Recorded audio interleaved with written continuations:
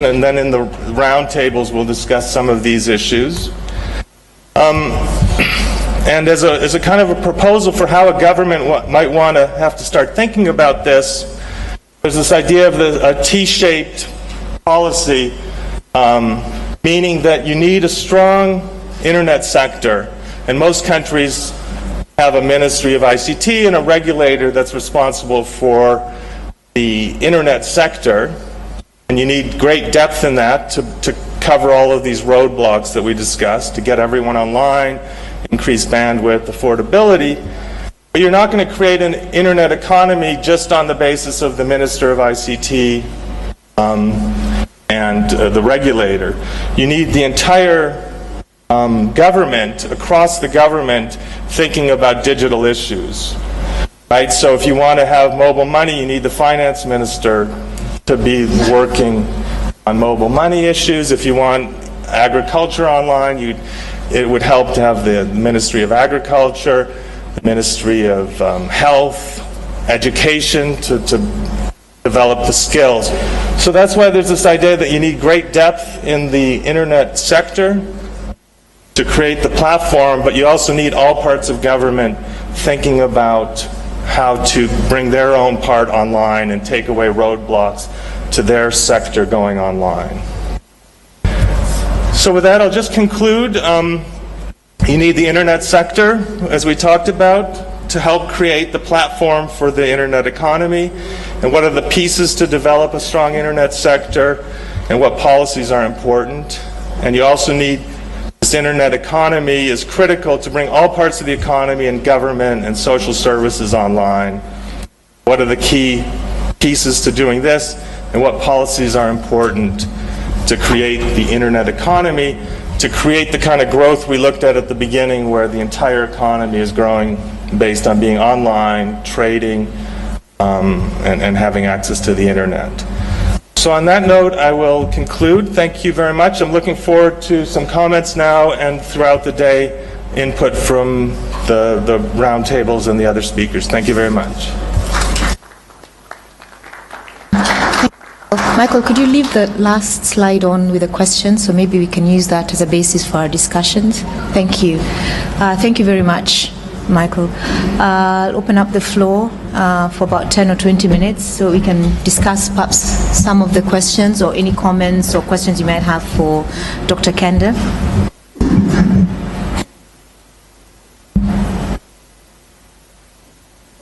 Yes, please.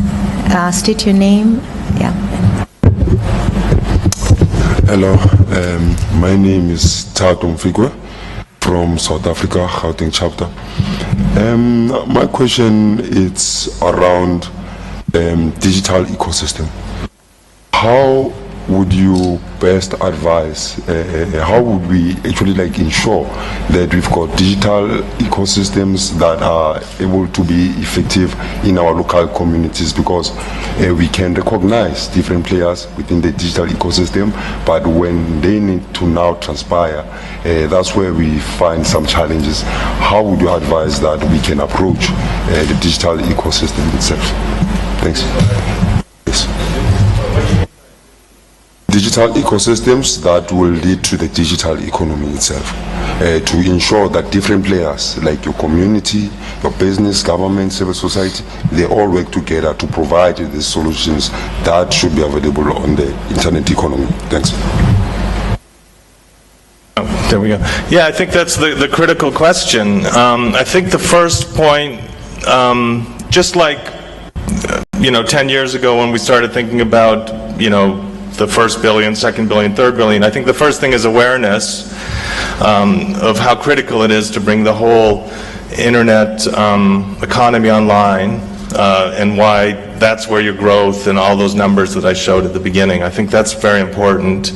I think it's going to be different in every country, but I think the countries that have been most successful are the ones where the policy is driven from the top, like here in Rwanda, where the president is very, very conscious and very active in ensuring that Rwanda has a digital economy, and then they can make sure that the rest of the government is active. So that's from the top down. Then the bottom up, through Internet Society and other activities, bringing awareness, bringing people online, the training that Internet Society has been known for doing here for 15, 20 years to not just focus on individuals, but also start thinking about what are the roadblocks for small businesses to go online.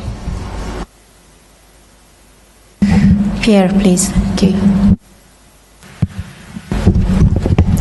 Good morning, Pierre D'Angino, ICON.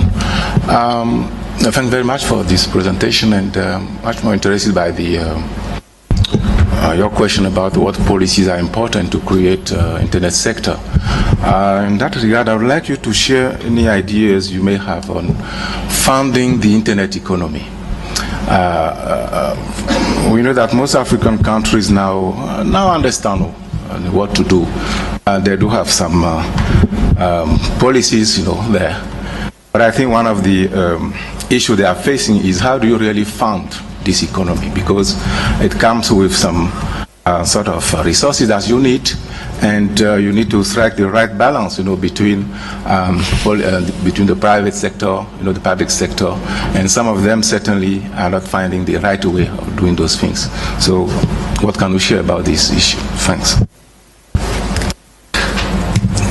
That's a great question. So of course, I kind of divided things into the internet sector, which may need some funding through a universal service fund or to make it universal, and then bringing the internet economy online. And the hope, and I think that more study needs to be done on this, but a lot of it can be self-funded, right? I mean, if going online and starting e-commerce increases your sales and your business, then hopefully it will pay for the equipment and the training that's needed. That's an open question. I think this is an area that really starts to need to be studied. But I think that a lot of the numbers that eBay puts together of what the success that their small businesses have once they go online and start selling through eBay show that a lot of it can be self-funded. Of course, the government can create the platform, the money system, the digital skills training that can help bring people online, but hopefully a lot of it would come out of the increased revenues and the cost savings. That's the hope, and I would think that a lot of the studies would show that, but it's really an open question that needs to be studied, and hopefully we can say it's not that expensive because it can self-fund for many businesses.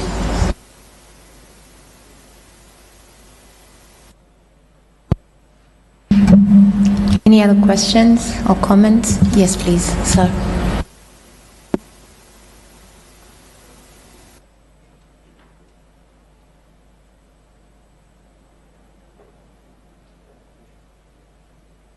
Okay, my name is Simba from Zimbabwe. I want to pick your mind on the issue that when you said the government should be brought on board, does that not expedite the regulation and over-policing of the internet economy before it fully manifests in a country? Is there no risk of stifling innovation through regulation if you engage the government from the get-go? I think absolutely. I mean, I think that's country by country. There's different examples, but let's take the example of mobile money.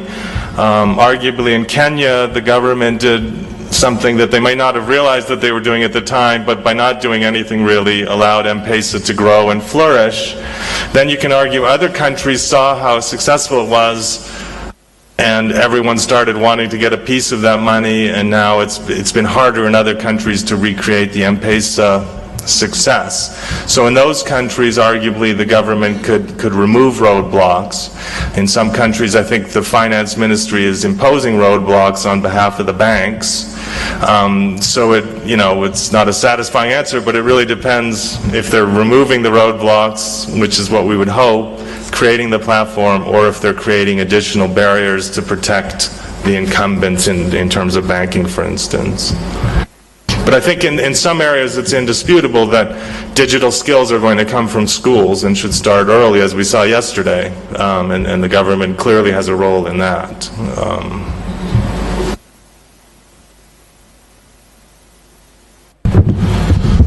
Excuse me if I may speak in French, if possible. Okay. Nous voyons dans notre pays. I'll